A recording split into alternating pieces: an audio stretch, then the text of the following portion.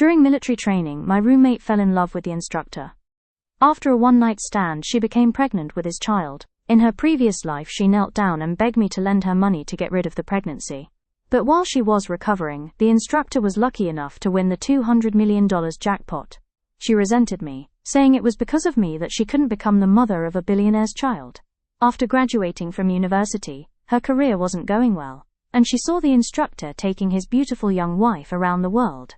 In the end, she dragged me to jump off the building to die together.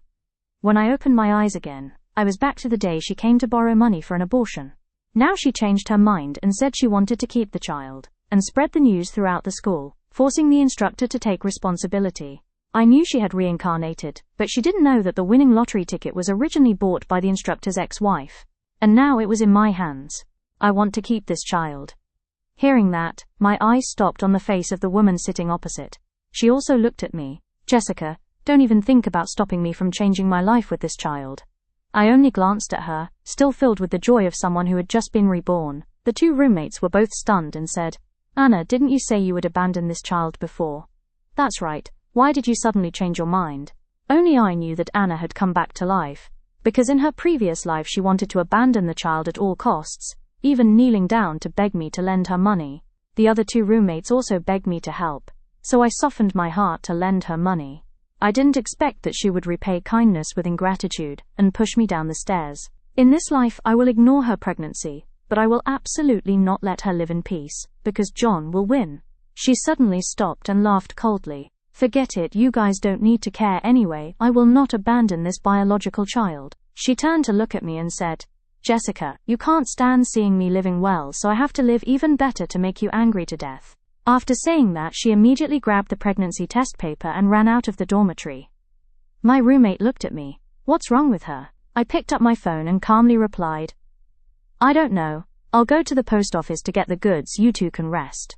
Those two people were just the type to go with the flow. I didn't want to be close to them. When I got to the pickup station in front of the school gate, I took my bag of snacks and drinks. While I was carrying my things and preparing to go back, I saw a man beating a woman in the distance. The woman tried to hold the baby tightly in her arms, sobbing as she held him. That man looked familiar. I quietly moved aside to observe, and after just a few seconds I recognized that he was our Class 1 coach, John. "I told you, don't come to my workplace. If people find out I have a wife like you, won't they laugh at me? Look at you don't know what to do other than pick up scrap metal. And that thing in your hand, I'm annoyed just seeing it, get lost now." He kicked hard and roared. "Let me tell you, wait until I finish training this batch of students, then we'll get a divorce. I can't live with you another day, get this clingy thing out of my sight right now." After saying that, he left the mother and child lying on the ground, picked up the phone and left. I saw the little girl crawl up, crying and shaking her mother. The mother opened her eyes, hugging her child tightly and sobbing. Because it was lunch break in the army, there was almost no one at the school gate. Even the guard in the guardroom was lying on the table, dozing off. The woman was carrying her child and walking unsteadily towards the nearby lake. My eyes flashed. I quickly returned the package and asked the boss to look after it for a few minutes, then quietly followed. I only saw the woman holding her child, not looking back, just walking straight into the lake. This woman was the coach's wife. I remembered that in my previous life, a mother and child died in this lake. John then screamed so heartbrokenly that he wanted to die, not knowing if it was real or fake. He took his wife's belongings and discovered a lottery ticket wrapped in a plastic bag in her pocket, completely unwet. I knew that the lottery ticket belonged to his ex-wife, because my neighbor's brother was the one investigating this case, and that lottery ticket, 200 million won. He got 200 million while his wife and children were both dead. When he went outside, he said that he bought the lottery ticket himself, afraid that his wife's family would come and demand a share of the money. Then he happily kept one mistress after another, while my roommate, because he abandoned his child, couldn't get in. Thinking stopped, I quickly walked over and grabbed the woman's hand. "Did you ask your child's opinion when you died? You didn't ask him when you gave birth to him, and now you want him dead and don't care about his thoughts." The woman's feet had stepped into the lake, and her silver-white canvas shoes were soaked from washing so much. Her daughter was dragged along. The water was up to her knees. Seeing me appear, the mother and daughter were clearly panicking. If she died, wouldn't that be the scum's fulfillment? Could it be that she had been betrayed all her life and would let him off so easily? I didn't intend to interfere in this matter, but I needed to take advantage of her, because that lottery ticket was hers. If she took the money and ran away, that roommate dog wouldn't be able to rely on men to change his life. She and that scum would be tied together in pain for the rest of their lives. That was the price to pay for repaying kindness with ingratitude. Hearing me say that, the woman holding her child burst into tears. Little sister, you don't understand, I interrupted her. Don't worry about whether I understand or not. What you need to do now is save your daughter first. Her fever is so high that she's about to become an idiot. I don't know much about John's ex-wife. I've only heard Anna mention it a few times. Back then, John from the countryside tricked her, had a child with her, and forced her to marry him. When she gave birth, she suffered from hemorrhages and survived, but from then on she could not do heavy work, could not work night shifts, and could not stand for long periods of time. She only finished middle school, and no one would accept light work, and she had to take care of a small child. In the end, she had to follow her husband to the city. Thanks to his brother's introduction, he studied for a few months of training, and was sent to university to become a trainer, while she could only carry her child and collect scrap metal to make a living. Anna said at that time, "How can a woman like this be worthy of John? If she really wanted to have him, defeating his wife would be as easy as turning her hand." The woman hugged her child and sobbed, "I don't have any money." I looked at the little girl, her face red with fever. "I will help you, but please buy me a lottery ticket." Hearing that, she immediately carried her child to the shore, and knelt down in front of me with a thud. "I will give you anything you want, just save my child." My eyes fell on her pocket. She handed me the lottery ticket in her pocket. Hearing that, she did not hesitate, immediately took out a lottery ticket wrapped in a plastic bag and gave it to her. I pursed my lips. Betrayed in my previous life, I no longer trusted anyone. But in front of me, this mother, for the sake of her child, did not even think twice. Willing to give me the lottery ticket. "Aren't you afraid that I will take this lottery ticket, win 200 million, and not give you a penny? It doesn't matter, as long as I can save my daughter. I don't care how much you win. I just want her to live. She's suffered too much. I should have died right there on the operating table, taking her with me, so she wouldn't have to suffer, wouldn't have to follow this useless mother anymore." She cried like rain, her dark face full of guilt. The little girl stretched out her small hand to wipe away her tears. "Mum, I'm not in pain, don't cry." I said, "Let's go. I'll take you and your child to the hospital." I took the lottery ticket and put it in my pocket. "I took you and your child to the hospital." I asked the doctor to check her too. She was found to be severely anemic, with many after effects from childbirth. The baby had a high fever due to long-term malnutrition. If I had come any later, he would have been so sick that he would have gone insane. I asked the homeroom teacher for permission to take a day off from school, and stayed at the hospital all afternoon. Actually, it was because I really didn't want to go back to the dormitory. Seeing Anna, I was afraid that I wouldn't be able to control my urge to kill her. This mother and daughter are a bit stupid. I bought them rice, but they took all the meat and gave it to me. Unfortunately, I no longer trust people, because a moment of weakness can only cost me my life. I gave her a lottery ticket wrapped in a plastic bag. It was the next lottery ticket, and the number was the same as the one I won. She took it and looked at me suspiciously.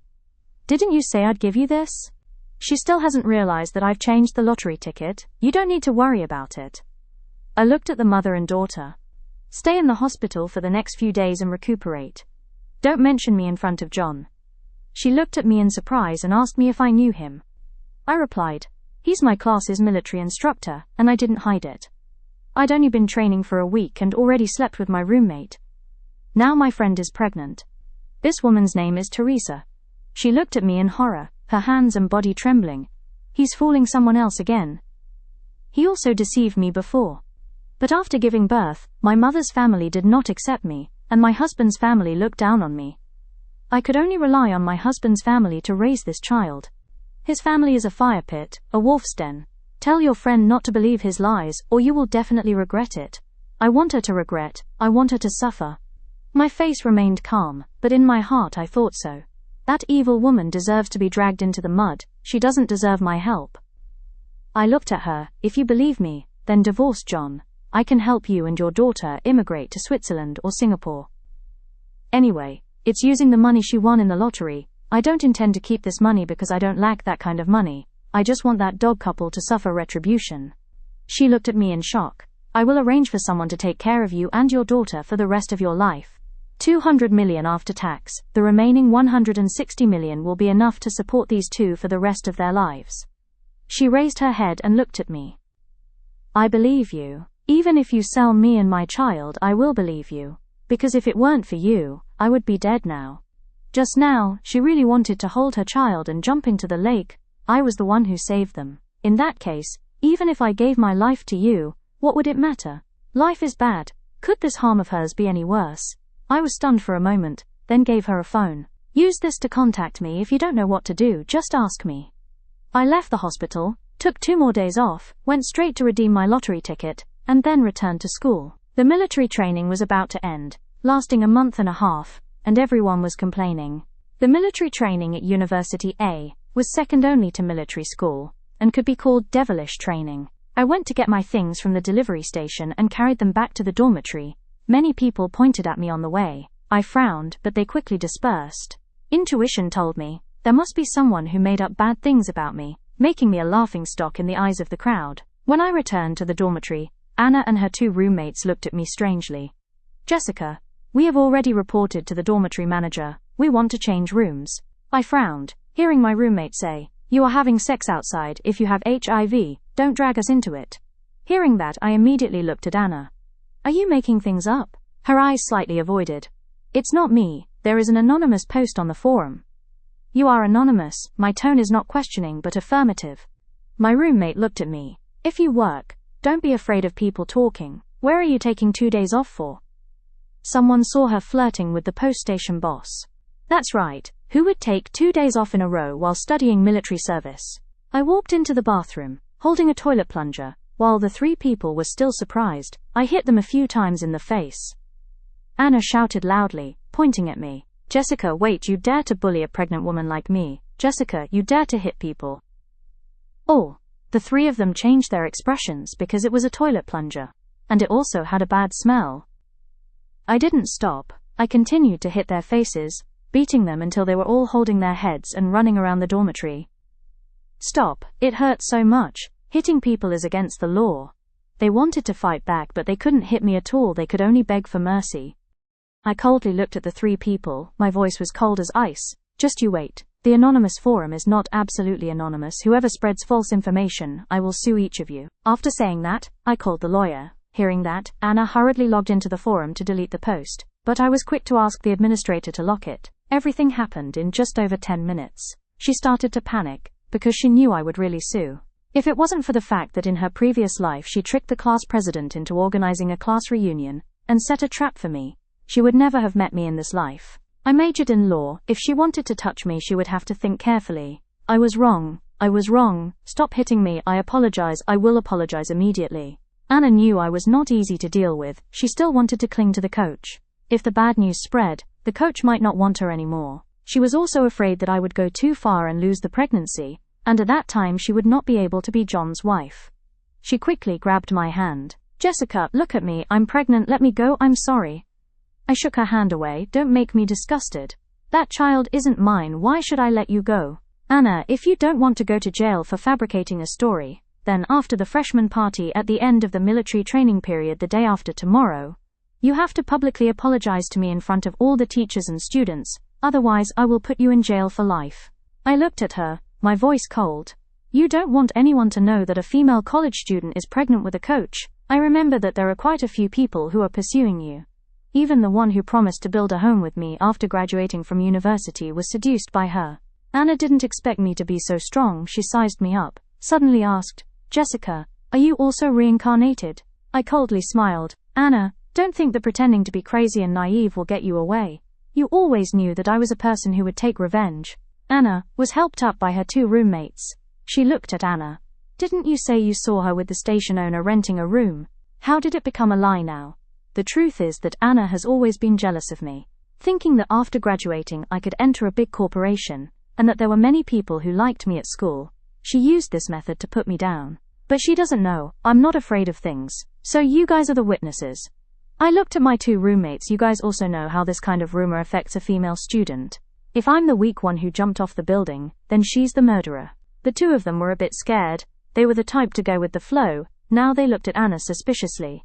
I also only heard what others said. Anna panicked. I'm sorry, I'll publicly apologize. Then log into the forum now to clear things up for me. Then when the time comes you have to apologize in front of everyone, otherwise I won't let it go. Anna could only nod, watching me go back to the bathroom, holding her hand tightly. John agreed to marry her. Tomorrow he will divorce his wife. At that time she will immediately marry him to get the 200 million lottery ticket. Luckily it is not yet the cold divorce period, otherwise she will have to wait another month. She has decided, after apologizing, she will immediately quit school, take the 200 million and spend the rest of her life.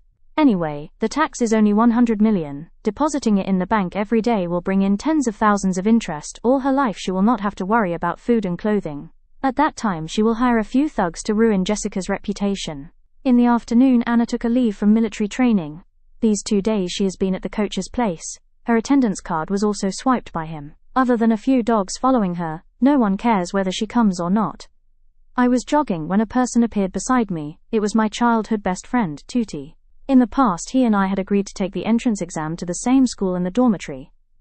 Everyone thought that after graduating the two of us would get married. But it only took him a week to fall in love with my roommate Anna. He said that Anna was very gentle, innocent and rebellious, and that beauty made him infatuated. That was what he said in his previous life, but in this life he was still hanging me like a fish in a pond. Jessica, what happened to Anna's roommate? She hadn't gone to military training for 2 days. The first thing he asked was about her. I looked at her gentle, jade-like face, and it was hard to associate with the person who had strangled me and yelled that I had killed his child. In her previous life, Anna didn't say that the child belonged to the coach, but claimed that it belonged to him. So he hated me, and even hated my grandparents, intentionally connecting the wrong electrical wiring, causing the house to burn down, killing them both. At that time, I thought it was an accident, until Anna proudly told me that it was Tuti's doing. She smiled and said that she had tamed the dog next to me. I told Tuti, she's pregnant. I won't hide from dogs, I'll kill them later, I absolutely won't let them live. Tuti was extremely terrified, and stopped running. I was too lazy to care, and continued running, but he quickly caught up with me, his face full of joy. Really? I have no reason to lie to you. There were quite a few men in Anna's fish pond. Anna was just one of them. She didn't care who she had sex with, she just couldn't bear to let go of Coach John, because later he 200 million won. Tuti was as happy as if the child was really hers. But it wasn't certain, because after only a week of school, Anna had been dating someone every day. Sure enough, as soon as class ended, Tuti hurriedly ran to find Anna. Meanwhile, I received a phone call from John's wife Teresa, saying that John wanted a divorce tomorrow morning. She said she would not agree to the divorce unless the house belonged to her. After moving to the city, his parents bought him a house, under his name. Teresa did not ask any more questions. Now she believed me unconditionally. That's right, when you are desperately clinging to a life-saving straw, how can you let go? I helped her, but it was just taking advantage of her. You go get passports for the two of you, I'll take care of the exit, and my assistant will contact you for the other procedures. Teresa hesitated a bit. Do you really have to go abroad? I'll arrange everything. After you go abroad, I'll also take care of the nanny. You don't want him to find you later and threaten you with your daughter. As for those blood-sucking family members, this is your only chance. It's up to you to choose. Teresa was silent for 2 seconds, and then replied, Okay, I'll listen to you. Hang up. I let the assistant and lawyer contact her, instruct her on how to do it. I sat in the cafeteria looking at the tray of food in front of me. Even Tuti didn't know the real situation of my family, only knew that I was a child left to my grandparents to raise. And my parents worked far away. Actually, my parents were very rich, but they lived abroad. After the divorce, besides sending money, they never came back to visit me nor gave me any love. Maybe I learned to be cold from them. In my previous life, Anna was very good at pretending. She not only deceived men, but also women. But I only had one soft heart and fell into the abyss forever. On the way back to the dormitory, I took a small path and accidentally met Anna and Tuti. The child wasn't his. Anna shook his hand away, coldly smiling faintly. Who are you? You're so arrogant just because of a little sunshine. Do you really think you're so good? As small as a toothpick, I still have to pretend to be tired. Don't mess with me anymore. If no, I will make you regret it. Do you really think I like you? It's just a game, and you're not that interesting. Tuti was stunned. But you didn't say that before. For a whole month of school, he brought her breakfast, chocolate and drinks every day. But now she says it was all just a game. Anna laughed loudly and patted him on the face. You're just a poor guy, stay away from me. If it weren't for the fact that you're the one Jessica likes, do you think I'd pay attention to you? What does it have to do with Jessica? Tuti's face turned pale. Anna's tone was full of sarcasm. Jessica always acts noble, so I want to take away the only man she cares about, to see what she'll become. That's why I chose you. Don't mess around anymore, I'm about to quit school. Studying like this is meaningless. After graduating, I'll just work for hire, I have to go find my own beautiful life. After saying that, she pushed him away, turned around and left. Tutti was struck by lightning, standing there dumbfounded, watching her back disappear. I also quietly left. Back at the dormitory, Anna was saying goodbye to the fish in her pond. She said she had found true love, telling them to stop clinging to her. The two roommates were packing up. They had already applied to change rooms and had found a new place. Seeing me, all three of their eyes changed. The other two took their things and left, while Anna withdrew her application to change rooms. Because she had already decided, tomorrow was the last day of school, and for the past 2 days she had slept with the coach, so there was no need to bother changing rooms. Seeing me, she snorted coldly, picked up her things and left. The dormitory was left with only me, and it had turned into a single room, which was really comfortable. At this time, Anna sneaked into John's room, his face full of murderous intent. You dare to ask for a house, believe it or not, I won't even give you a daughter. Hearing this, Anna's expression turned slightly unpleasant, and she quickly approached. John angrily slammed the phone, but when he saw her in a short skirt, he immediately became happier and hugged her. Darling, why are you here? Anna sat on his lap, caressing his tanned chest and said, Bae, why don't you get a divorce? What should I do with your son? I was planning to quit school to marry you. She shed tears, leaning on his shoulder, looking extremely pitiful. Recently, John had been very attached to this little wife. Hearing that she was pregnant and had a son, he immediately hated his wife at home. After all, she was just a college student, much better than his wife who had not finished middle school. That cheap woman agreed to divorce but asked for the house. That house was bought with his parents' money, why should he give it to her? Give it to her, later he would win the lottery. At that time, what would that 3-room house be worth? He would live in a villa. Win the lottery? John frowned. I don't play the lottery, how could I win? After hearing that, Triatin Nhu jumped up from his lap. You've never bought a lottery ticket?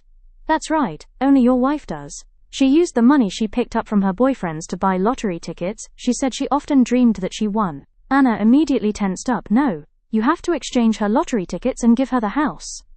In her heart, she guessed that John must have gotten rich thanks to winning the lottery.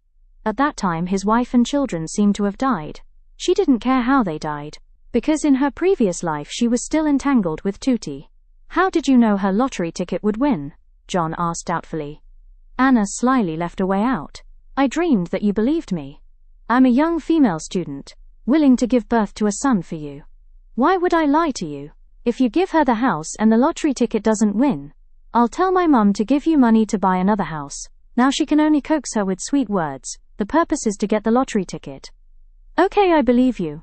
John hugged her, called the other side and said that tomorrow he would go to notarize the divorce. He didn't need the house or the daughter. After all, the daughter was just a burden. How could she compare to a son? Anna happily hugged him, thinking that she was about to live a beautiful life. She took a photo with him, posted it on social media, had to quickly tie him up, not let him escape, and posted it with the caption, I will love you for the rest of my life. You taught me what love is. Turning off the phone, she clung to him again, endlessly. The next day the military training ended, and in the evening was the welcoming ceremony for the new students.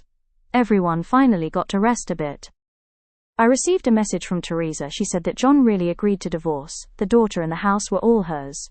But she had to give him the lottery ticket. Of course I knew she would succeed, because Anna whispered to me on the bed.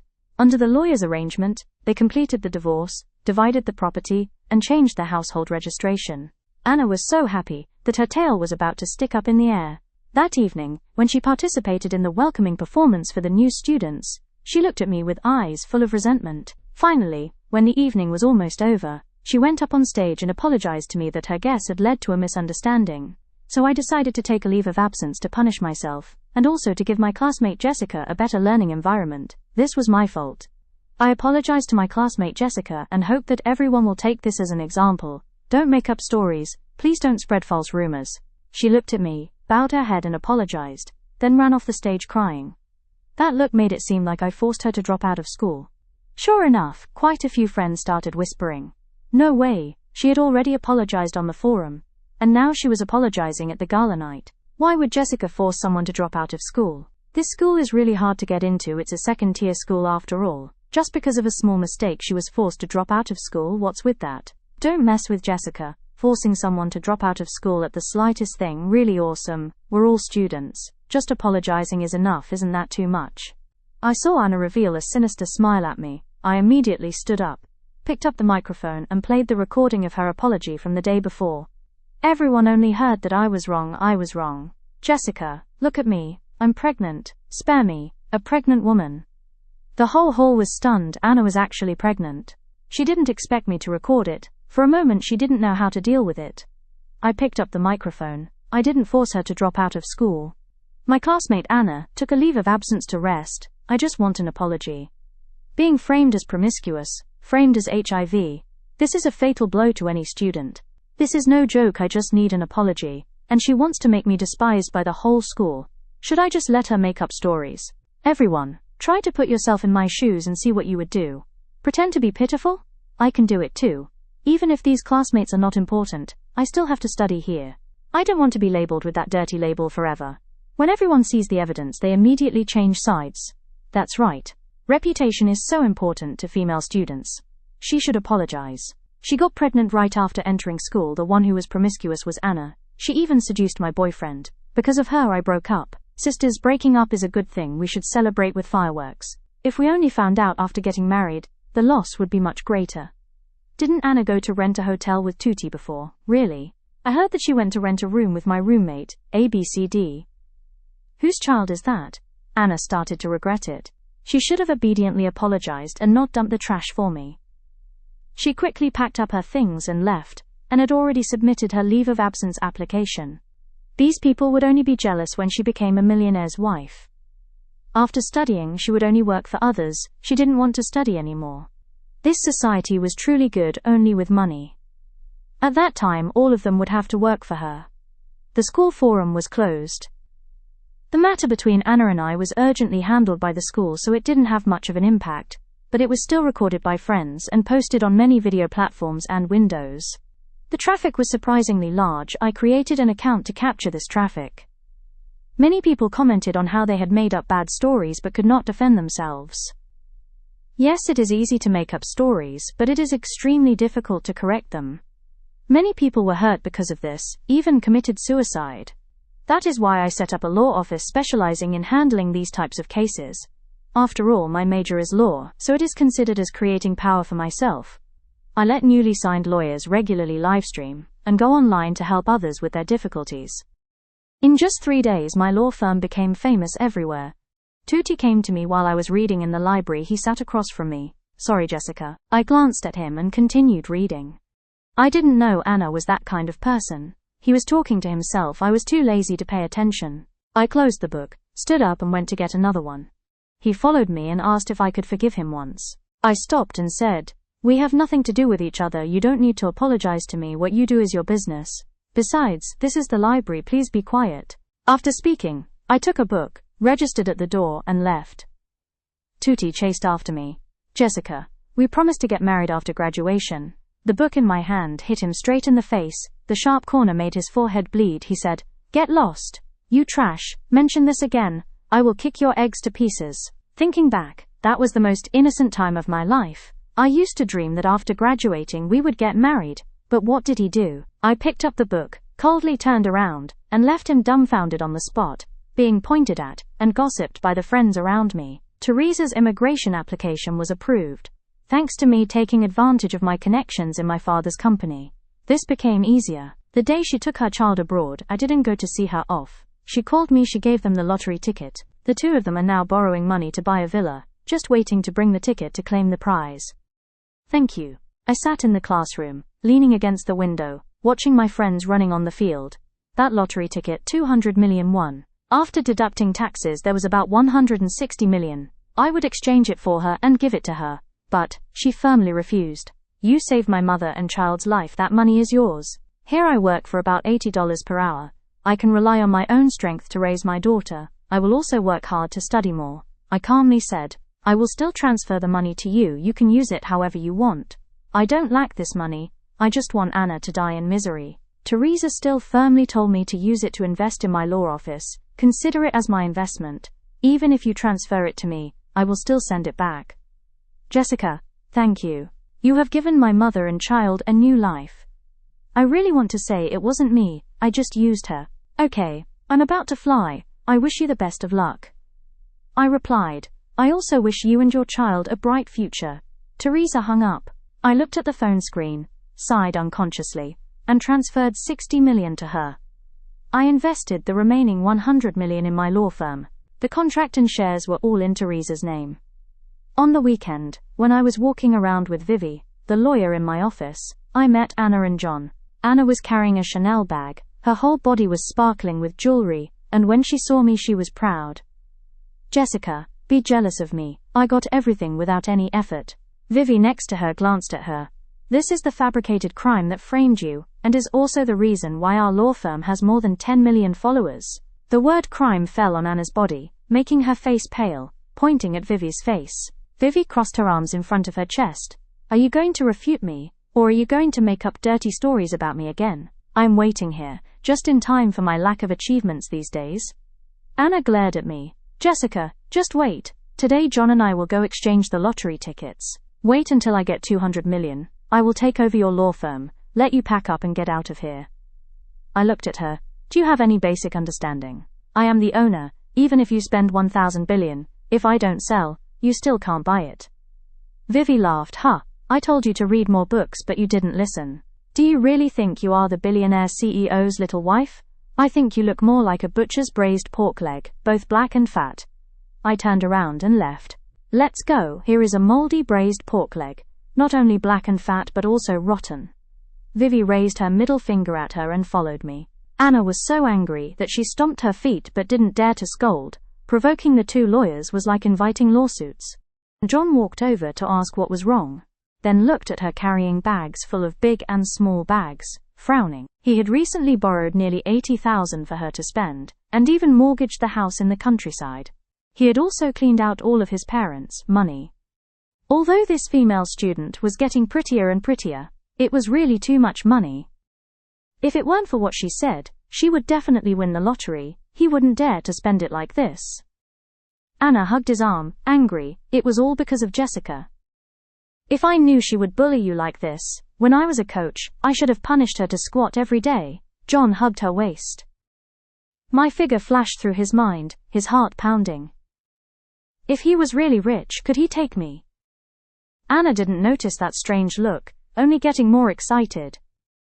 Let's go, today is the drawing time, we'll go receive the prize downstairs. John was also impatient. If he had money, he would definitely support a few more female students, and force them to give birth to a few smart sons for him.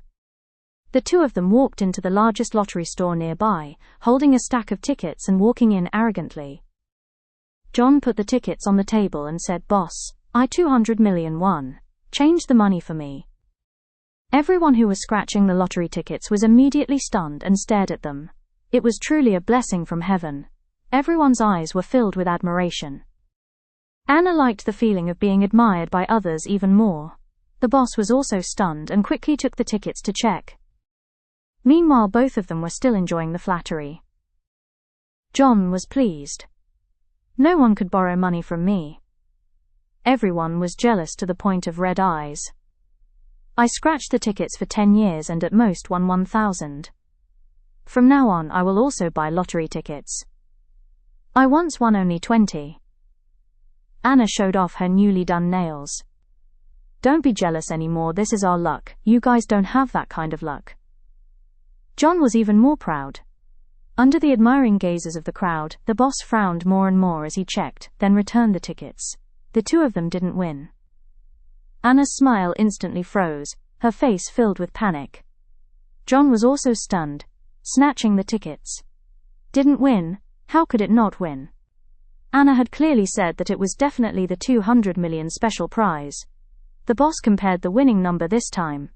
Last time it was this number, but this time it wasn't. Last time someone had won the prize, it was at a nearby store, this was even in the news. The person had claimed the prize anonymously. Hearing this, Anna's eyes darkened, her mouth screaming in disbelief. The boss's face darkened. Why would I lie to you?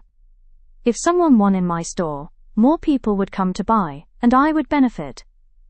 Anna trembled and fell into a chair, her whole body dizzy. How could this be? Why didn't I win? I clearly remembered that I won. How could this be? He clearly won in his previous life. Why is this life different? Everything was clearly the same. The stock price dropped a few days ago, and yesterday the divorce pending regulation was issued. All just like the previous life. The crowd was talking. Are you crazy? Did you imagine you won the lottery? Did you think this round would be the same as the last? You're so stupid. Don't you know how to take out your phone to check? Is this your first time buying a lottery ticket? Sighs and sarcasm were thrown at the two of them. John slapped Anna across the face. You bitch, you dare to trick me. He was furious, and dragged her out of the lottery shop, amid the laughter of the crowd. Right on the street he punched and kicked her.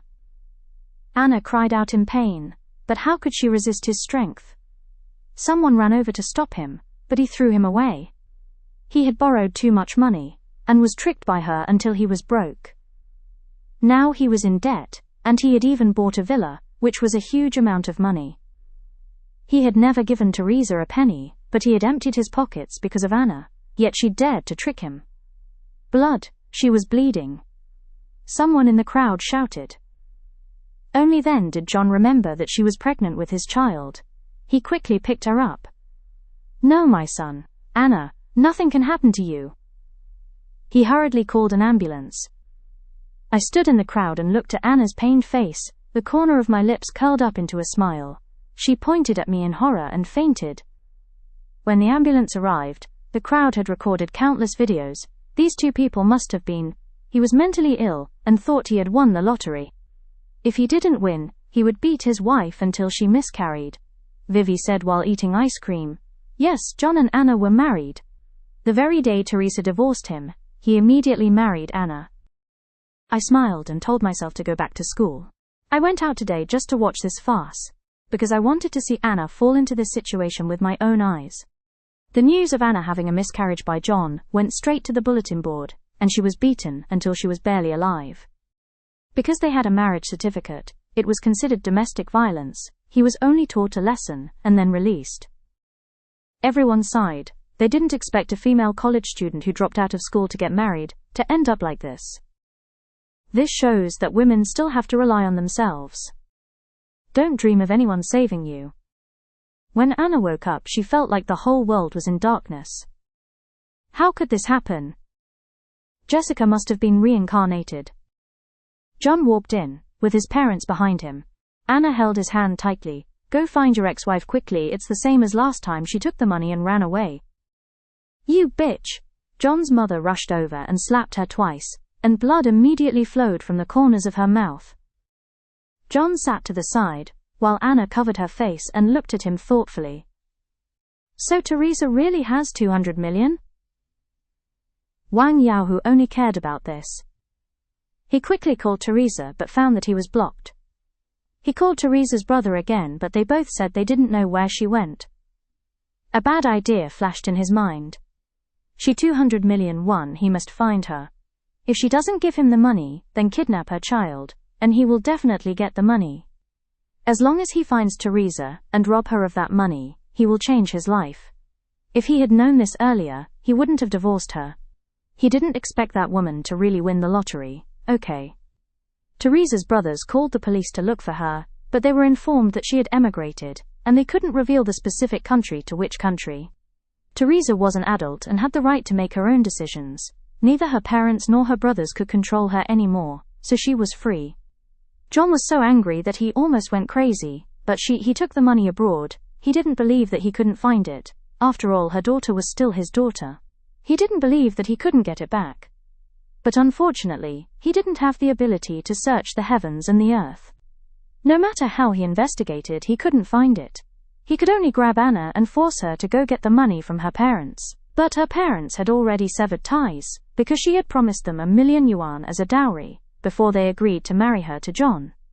Now that the money is gone, she has no face to return. It's all Jessica's fault, she harmed her. Anna gritted her teeth and told John that I must have done it.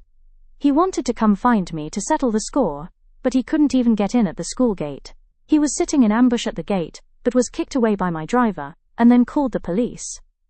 My lawyer came forward and he was imprisoned for 3 months.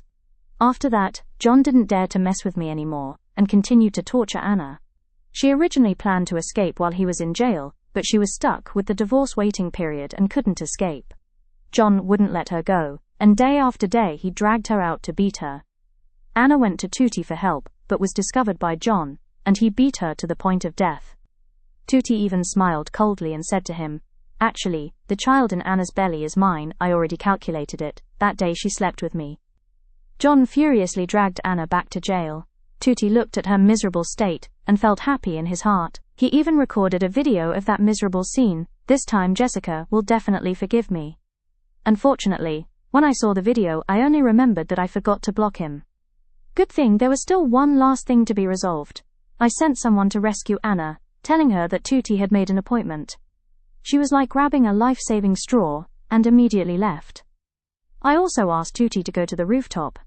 There Anna met him, immediately hugged him tightly, crying and begging him to save her. But Tutti didn't expect it to be her. Remembering the humiliation of the past, she felt uncomfortable and pressed her against the wall. "Anna, didn't you say I'm helpless? Today I'll let you know, I can make you die on the bed." Anna, wanting to hold on to him, also pretended to comply. At this moment, John appeared, holding a knife in his hand, looking at the pair of dogs secretly doing naughty things in front of her, his eyes bloodshot. Anna was terrified. She didn't expect him to find her in such a remote place. For some reason, Jessica's image appeared in her mind. Tutti also suddenly realized that the person who made the appointment with him was clearly Jessica. Why did he meet Anna? Actually, he originally intended to lure me here to rape me, but he unexpectedly met Anna, which led to this. Unfortunately, they didn't have a chance to say anything more. John rushed over and stabbed them both to death. Anna's eyes were filled with disbelief. She didn't understand. She had clearly reincarnated. Why was her life even more miserable than her previous life? She should have taken the money to travel around the world, enjoying happiness that ordinary people didn't have. How did it turn out like this? It was her. It was Jessica. She was reincarnated. It was all for revenge. The surveillance camera beside her recorded everything. John killed someone, and was eventually executed.